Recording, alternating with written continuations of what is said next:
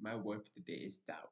And I'm realizing now that over the years of being my own thoughts, I've wired my brain, my conditions to have a severe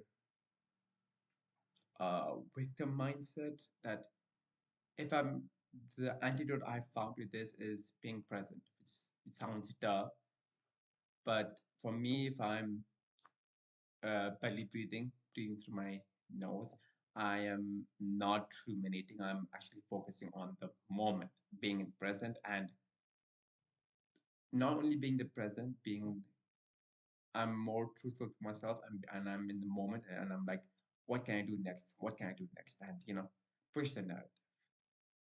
And that is the solution to the problem I had was when if I'm not doing anything, or if I'm just doing anything but I'm not actively breathing, my mind automatically goes to that rumination state, that what if, what if, what if, and that doubt whether this will work, whether this will not work, live in that uncertainty.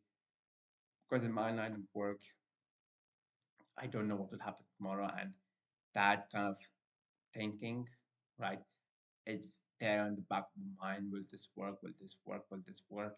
And the doubt, the fear, the uncertainty, it impacts my productiveness. It impacts my work. I was listening to a confidence expert. I forget her name. She's like, damn, I'm forgetting her name. I listened to her on Kuri San's podcast like a couple of weeks ago, and she was making the connection that what we perceive reality to be is what will happen. It's not manifestation, but it's like it's expectation bias. The experiment she studied, which was back in the 60s or 70s, was they took two sets of people, and on one set of people they drew a scar, and they showed them on the mirror that they had a scar, and they had to go out and had conversation with people, and then respond back how they felt and what actually happened. And with this second group, they were just told go out and have conversations. When both of them came back, you would expect that the second group no who had no flaws, no nothing, no scars. They said we had good interaction with people and overall a positive reaction, which was the expected thing. The first group where they did the experiment, they all came back and said that, oh, they felt like they were judged. They felt like people were more demeaning to them, that they thought they were beneath people, like that kind of mindset they had. And all of them reported pretty much the similar things. But here's the kicker.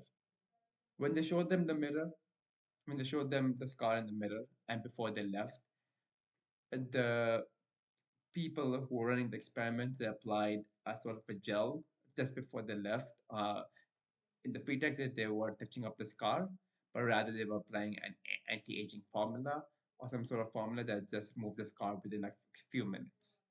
So when they were having the conversations with those people, they were just themselves.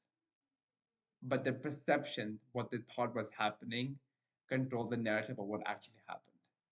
And that really, it's a stark reminder that what I think I'm perceiving, I am bound to react to that. It's not like I'm manifesting that, it's like I'm controlling the way I respond to the situation.